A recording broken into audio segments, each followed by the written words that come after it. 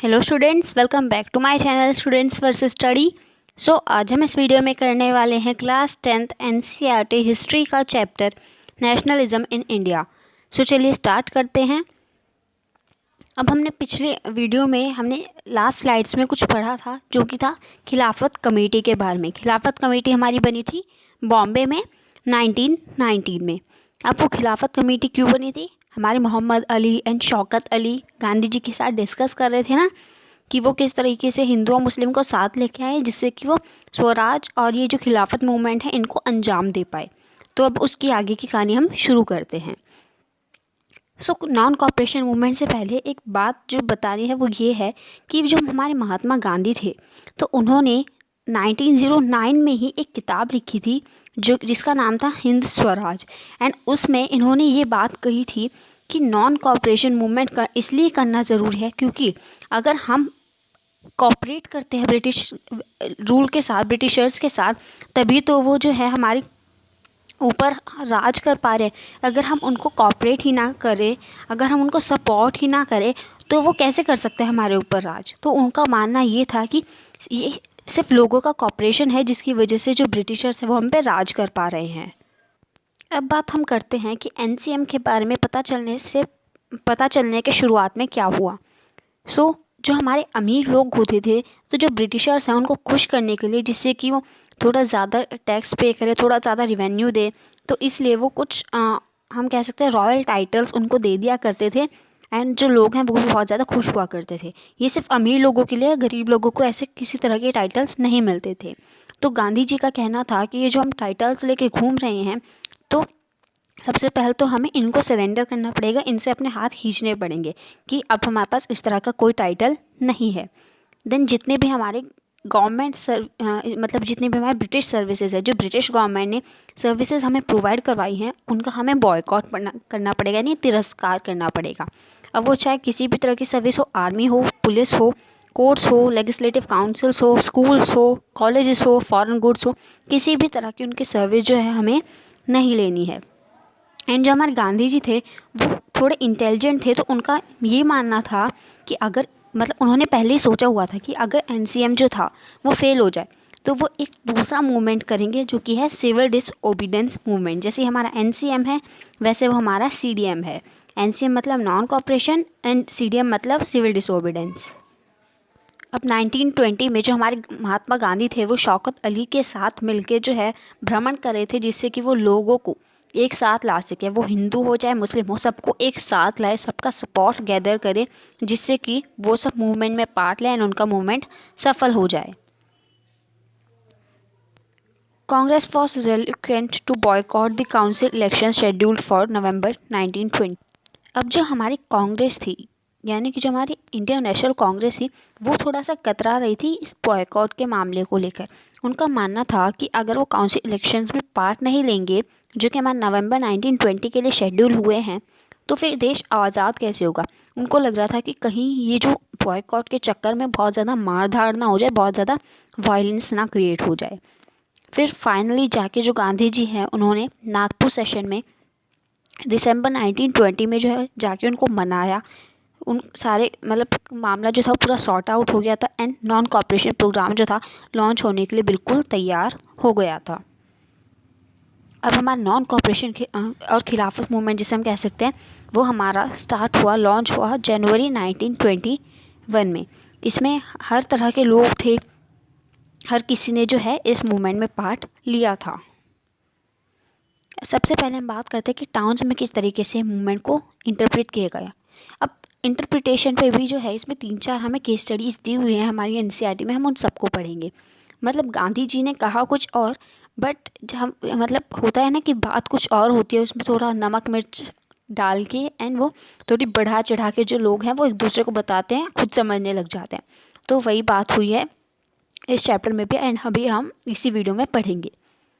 जो हमारा मूवमेंट था उसमें हमारी जो सबसे ज़्यादा पार्टिसिपेशन था वो हमारे मिडिल क्लास लोगों ने किया था। एंड जो मिडिल क्लास लोग थे उसमें हमारे स्टूडेंट्स, टीचर्स, लॉयर्स सब आते थे। तो अब हमें कहा गया था कि जितनी सर्विसेज हैं ब्रिटिशर्स द्वारा प्रोवाइड की गई तो उनको जो है हमें बॉयकॉट करना है।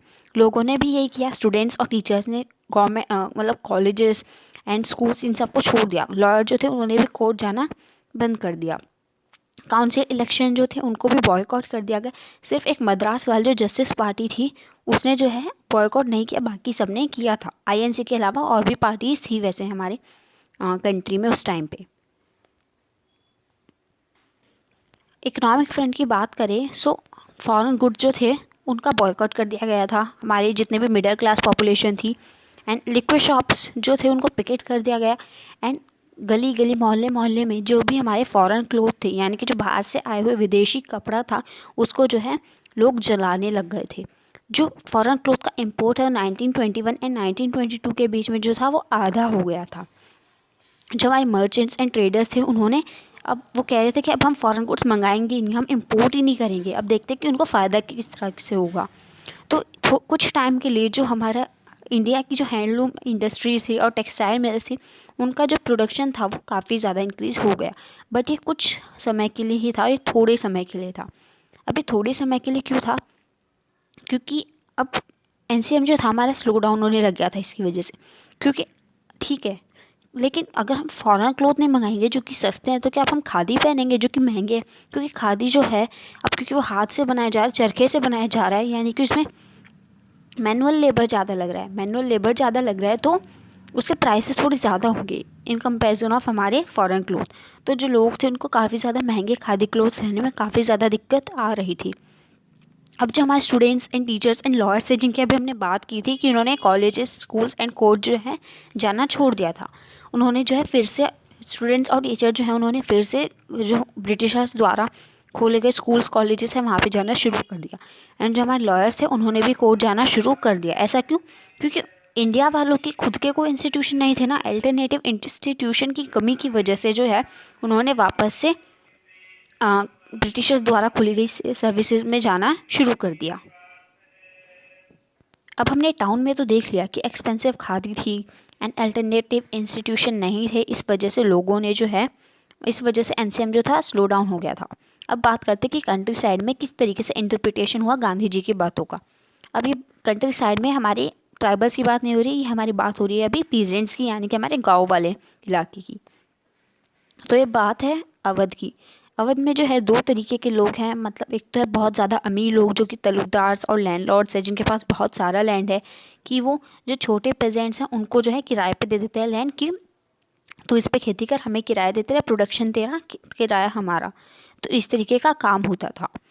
तो अब वहाँ पे एक व्यक्ति थे बाबा रामचंद्र, उन्होंने भी जो है एक बात फील की थी कि जब वो मतलब एडल्ट थे, जब वो जवान थे, तो उनको जो है मतलब अब तो अभी के तो वो सन्यासी हो गए थे, बट जब वो जवान थे, जब वो एडल्ट थे, तो उनको जो है मतलब होता है ना कि एडल्ट को क्या चाहिए होता है, नौकरी चाहिए होती है। तो उनको ये ऐसा समझाया बुझाया गया कि हमारे साथ चलो और हम तुम्हें जो अच्छी नौकरी दिलाएंगे। एंड फिर उनको लेके चले गए एंड उनको जो बॉन्डेड लेबर बना दिया वहाँ पे जाके। बॉन्डेड लेबर का मतलब कि अगर कॉन्ट्रैक्ट मान लो 3 साल का है तो 3 साल के लिए आप कहीं पे भी नहीं जा सकते, जॉब भी नहीं छोड़ सकते। तो ऐसा जो था वहाँ पे छोटे पीजेंट्स के साथ भी किया जा रहा था। तो जो हमारे बाबा रामचंद्र थे उन्होंने इस बात को समझा कि मेरे साथ भी ऐसा ही हुआ था। सो उन्होंने जो है इसके खिलाफ आवाज़ उठाने की सोची। जो पीजेंट थे उनका डिमांड क्या थी? उनकी डिमांड ये थी कि उनको रिवेन्यू में रिडक्शन हो, ये जो फ्री का काम उनसे कराया जा रहा है उसका अबॉलिशन हो, एंड सोशल ऑपरेशन नहीं होना चाहिए किसी भी जाति या कास्ट, मतलब जाति धर्म इन सब के ऊपर जो है भेदभाव नहीं होना चाहिए। तो जो हमारी बाबा रामचंद्र थे उन्होंने इन पेजेंट्स के साथ मिलकर नाई धोबी बंद कर दिया। नाई का मतलब बाबा एंड धोबी का मतलब वॉशरमैन, कि अब नाई और धोबी होंगे तभी तो ये जो हमारे तलुकदार और लैंडलॉर्ड्स हैं खुद तो काम नहीं करते नहीं होंगे ना, इनको भी नाई धोबी की ज़रूरत पड़ती होगी। तो हमारे जो बाबा रामचंद्र थे उन्होंने सोचा कि हम नाई धोबी बंद कर देते हैं, यानी कि अब इनको सर्विसेज ही प्रोवाइड नहीं करवाएंगे। हम सर्विस प्रोवाइड नहीं होंगे तो अपने आप इनकी अकल ठिकाने आ जाएगी। लेकिन इतने से काम बनने वाला नहीं था। सो उन्होंने जो है जवाहरलाल नेहरू जी की मदद ली। जो 1920 में जो हमारे जवाहरलाल नेहरू जी थे वो तो अवध के पास ऐसे ही भ्रमण के लिए आए थे, एंड उन्होंने जो है हमारे बाबा रामचंद्र ने और जवाहरलाल नेहरू ने जो विलेजर्स से बात की, उनकी बातों को समझा, एंड वो जो है बाबा रामचंद्र की और पेजेंट्स की हेल्प करने के लिए तैयार हो गए। तो अक्टूबर तक आते आते उन्होंने जो है एक सभा बनाई जिसका नाम था औध किसान सभा, अवध भी कह सकते हो, औध भी कह सकते हो।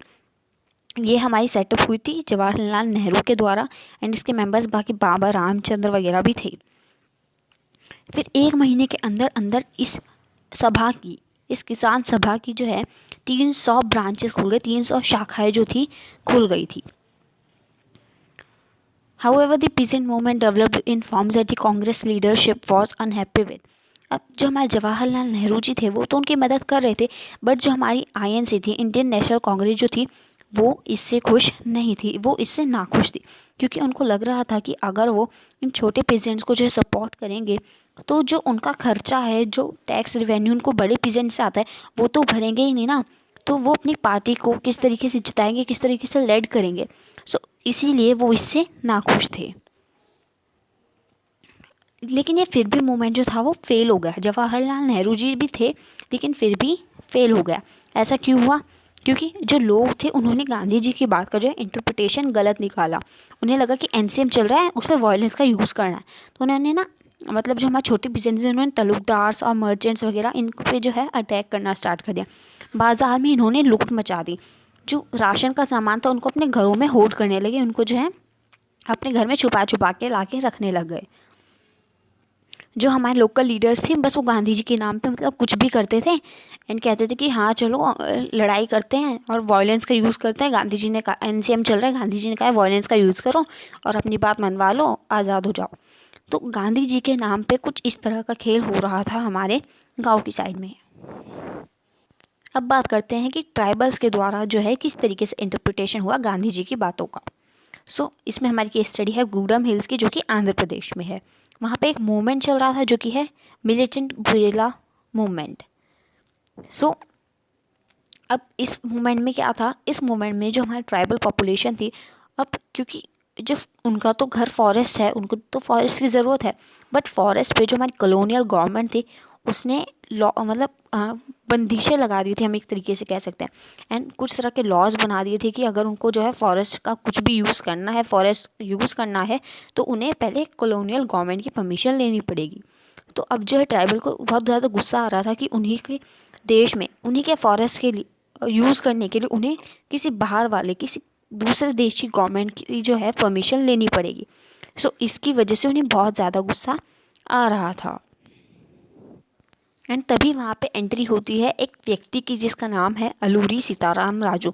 ये वहीं का एक निवासी है जो कि मतलब अपने आप को मतलब कहता है कि मेरे पास स्पेशल पावर है, मैं जो है भगवान का रूप हूँ, भगवान ने मुझे यहाँ पे भेजा है तुम्हारी मदद करने के लिए।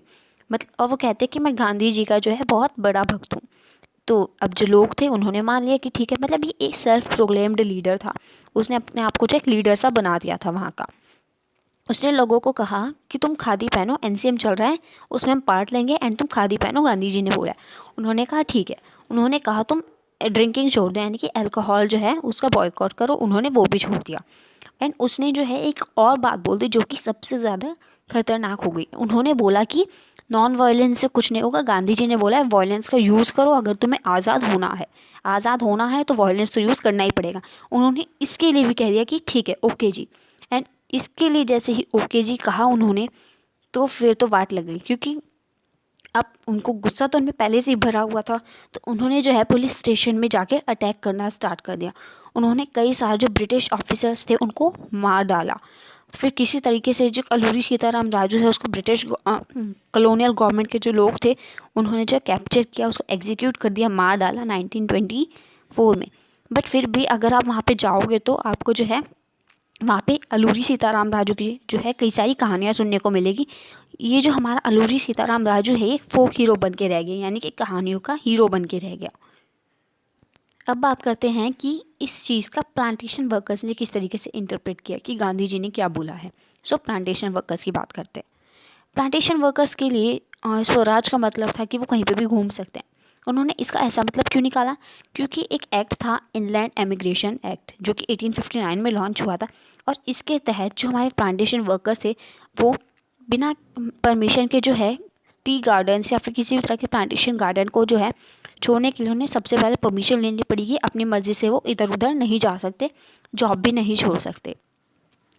इसीलिए उन्होंने इसका मतलब निकाला कि हमारे लिए इसका मतलब है, स्वराज का मतलब है कि हम कहीं पे भी जा सकते हैं। तो उन्होंने ये जो इसका लिंक है, स्वराज का जो लिंक है, अपने गांव से जोड़ दिया जहाँ से वो आए हैं। तो अब जब उन्होंने सुना नॉन कॉपरेशन मूवमेंट चल रहा है, तो जितने भी वर्कर्स थे उन्होंने तो बस ये सोच लिया कि अब तो सारी अथॉरिटी गई भाड़ में, अब तो जो है हम प्लांटेशन छोड़ के अपने घर जाएंगे, कि गांधी राज आ रहे हैं, यानी कि गांधी जी अब आ गए हैं एंड वो हम सबको जो है हमारे गांव में जो है लैंड दे देंगे, हम वहीं पे अपना काम करेंगे, हमें यहाँ पे रहने की अब ज़रूरत नहीं है। वो जो थे बस सारे लोग जो है मिलके भीड़ इकट्ठी करके एंड वो तो चले गए कि हम तो अपने घर जाएंगे। अब घर कैसे जाएंगे, क्योंकि एनसीएम चल रहा है, कर्फ्यू लगा है, तो रेलवे एंड स्टीमर सब स्ट्राइक पे हैं। तो वो अपने घर कभी पहुंच ही नहीं पाए, वो अपने घर पहुंचते रेलवे स्टीमर तो स्ट्राइक पे थे। तो इस वजह से जो पुलिस थी उन्होंने उनको जो है पकड़ लिया, उनको बहुत ज़्यादा मारा पीटा एंड उनको जो है वापस से प्लांटेशन में लाके छोड़ दिया। तो अब हमने देखा कि एनसीएम का हर जगह पे किस तरीके से अलग अलग मतलब निकाला गया। गांधी जी ने कहा कुछ और था, बट मिस इंटरप्रिटेशन के मतलब से गांव में, ट्राइबल पॉपुलेशन में, या फिर प्लांटेशन वर्कर्स में, टाउन्स में, इन सब में मिस इंटरप्रिटेशन की वजह से कहीं बहुत ज़्यादा दिक्कतें हमें देखने को मिली है। बट एनसीएम फेल ज़रूर हो गया था, लेकिन हमने इसमें एक बात ज़रूर देखी है कि एक व्यक्ति के कहने पे, हमारे गांधी जी के कहने पे जो लोग थे वो हर चीज़ करने के लिए उतर आए थे। अब एक और इंसिडेंट हुआ था चौरी चौरा में, जो कि गोरखपुर में 1922 में। इसके बाद जो हमारे गांधी जी थे उन्होंने जो है नॉन कॉपरेशन मूवमेंट को जो है कॉल ऑफ कर दिया था कि बस अब उन्होंने जो हाथ जोड़ लिए थे कि अब बहुत हो गया, अब मैं इसको बंद करता हूँ।